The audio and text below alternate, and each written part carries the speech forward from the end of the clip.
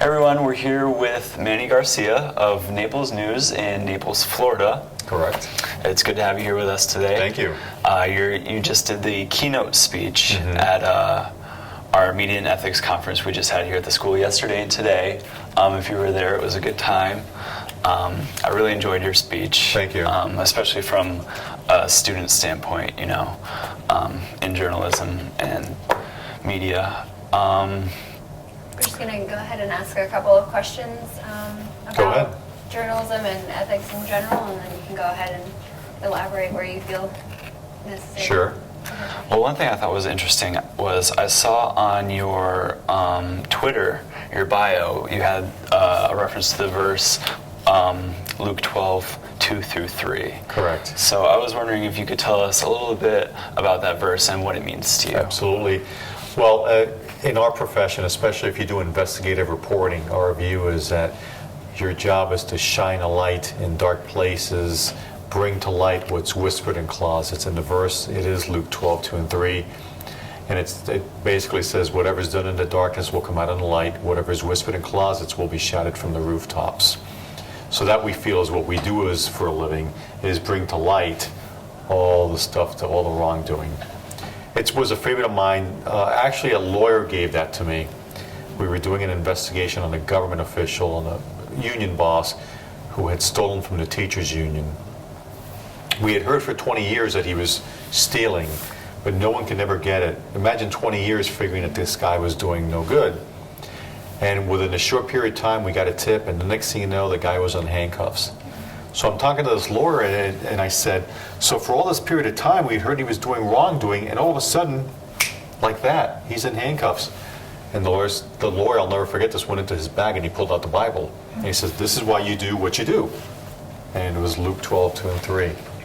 So it should be, it's the credo for journalists, I think. That's great. Yeah. You talked a lot about traditional media being more accurate than the new alternative sources we're getting through social media. Do you think that's going to change as time goes on? Or do you think that traditional news outlets are still going to be the leader for accurate news? Okay, well, I think what traditional news media tends to be print, TV, but some ways you can even argue now that nonprofits or internet-only publications or traditional media now, what years ago was like a creation of a ProPublica, of a nonprofit dedicated to investigative reporting, or a Politico in Washington, D.C., where you had former Washington Post reporters going there and other political writers.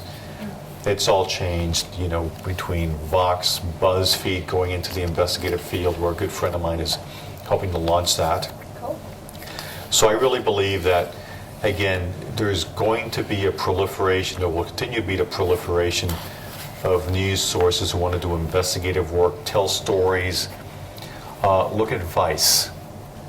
It just came out of left field to some, but they've been doing amazing, strange, different work for years. Strange maybe is the wrong word, but they've captured a very, very strong niche. HBO's picked them up. But again, the key thing, even if it's entertainment, sports, or what we all label traditional media, it's all about accuracy. You have to be right, because if you're not consistently right, folks are going to go find their news somewhere else. Okay. Yeah. Like I mentioned before, you talked a lot about students and young people in your keynote speech. So what is one of the most important things you did as a young person for your career? Well, I got serious. I got serious because I was on academic probation. So I realized that I wasn't going to get anywhere. And besides recruiters, there's this school of thought that they don't really pay attention to grades, but a lot of them do. They want to make sure, because grades are a measure of just your responsibility, how much you put into it. And one thing I've told a lot of students, for example, consider a pop quiz like a breaking news assignment. If you've got a paper that you've got to write for tomorrow or the day after, that's like a story that you're handed that you've got to turn around in a day or two. The longer project, if a professor tells you, I need this report back a week from Monday, well, that's like a longer, week-long story that we all get. and then your term paper is like your long-term project. So what I'm looking for, if you're able to master getting grades, getting good grades, turning your assignments in on time, what it shows me is like they're serious, they're responsible. The other thing I would say is what I'm looking for from students is critical thinking skills, be able to think quickly off your feet, good writer, because you're going to have to write a cover letter, whether you're trying to get a job in Washington or in some kind of work in New York City for a publishing house. I want to see a very well-written cover letter that talks about who you are, and just a different array of courses that, you could have your major, you can be an English major with a journalism minor, but take some different non-traditional courses, something that just gives you more of a breadth and scope of life. I tell students to take philosophy, for example. I think it's a good class to take because you have to challenge assumptions. Humanities, history, beyond your core classes. You're not going to get away from algebra. You're going to have to do algebra. Even if you want to be journalists and avoid numbers, you're going to need to do numbers. And statistics. You have to have a handle on the difference between a median, so forth, and this mean. And really but I'm also going to look for, your grades can be great. I want to see your extracurricular activities. What you do outside of work. Do you volunteer? Do you have to have a full-time job? Do you have a part-time job? Where do you work? I'm looking for the salt, what gives you flavor beyond just what you do in school. Mission trips, I love students who go on mission trips too. It's not, again, there's no magic formula for it, but these are the things that I sort of look for. You mentioned that you see quite a bit of propaganda, like press situations in the White House and local government. How do we as journalists take that and overcome that? I think, well, in that case, for example, what came up yesterday at the class was when you've got government agencies not wanting to let photographers go in, they'll provide what they call press pool photos. They'll do the photos, or they'll send you a list of quotes. Well, we already got quotes for you. No, I want to talk to the people. We want to have our own photographer in there to capture things. We want to be able to use our professional to capture the scene rather than just a pretty photo. In this case, it was the president and his wife. The issue with the press is, lately, has been, which came up yesterday from Pat, where they're not allowing him to go in and he can only shoot photos from one place, but there's an official White House photographer following the president and the first lady who can shoot more of a nuanced, different photo, or he can only capture one image from one position. And what's put out is all this array of photographs that are much different.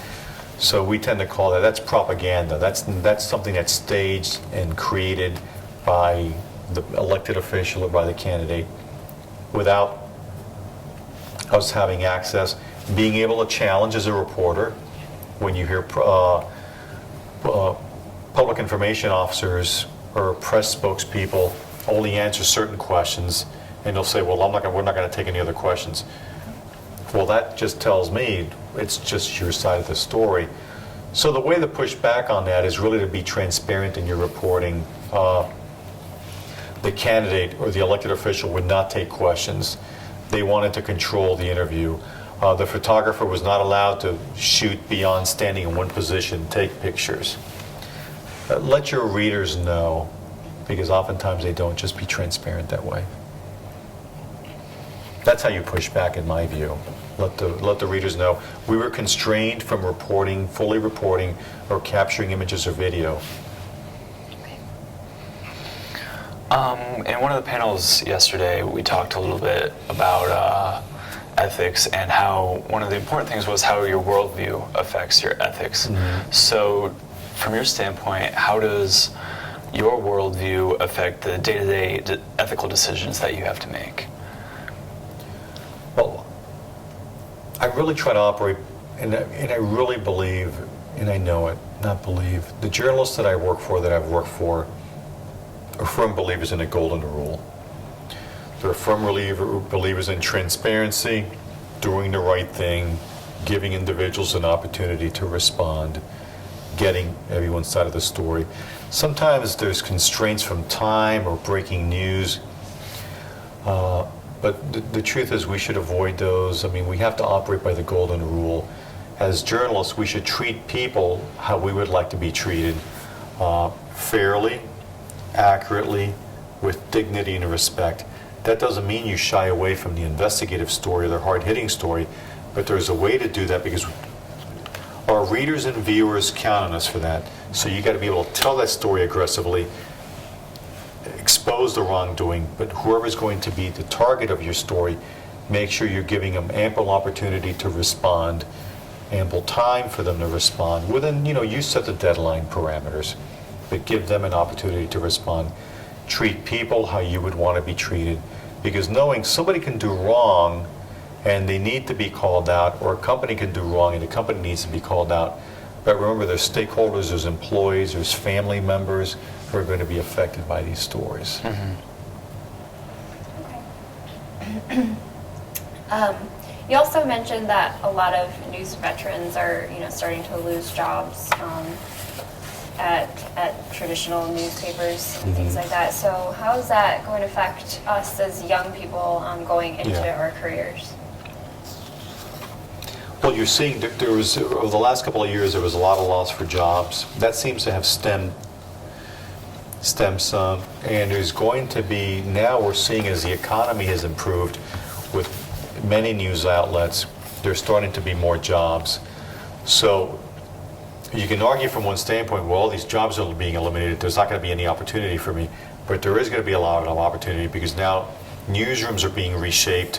What traditionally was a print newsroom is now a multimedia newsroom that you have to be able to go on there, not just write a story, but shoot your own video, shoot a video, edit it, take your own pictures, much like you do here too, and be what the phrase I mentioned to you guys earlier, multimedia journalist.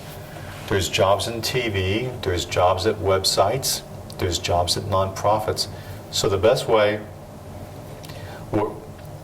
thing for you all is just to make sure that you have a wide range of experience in clips, not just newspaper clips, but video pieces, radio pieces.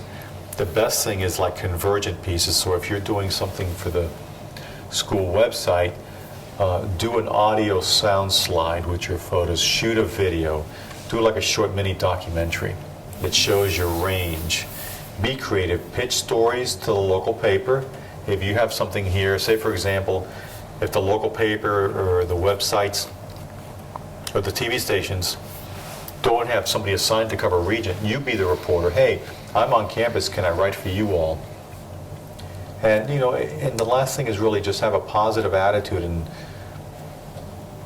go talk to professionals, network, go to different conferences, SPJ, local chapters, go to the reporters, go to reporters that maybe or some editors at the Virginian Pilot and say, can you go over my clip, can you go over my stuff? What do I need to do to be successful? Cheryl Tan, who is one of the hosts today from the Wavy, from the TV station, ask her, I want to go to TV, what do I need to do to be an assignment editor? Do you have internships for assignment editors? And just, keep yourself out there, man. Just be networking all the time. Yeah, definitely.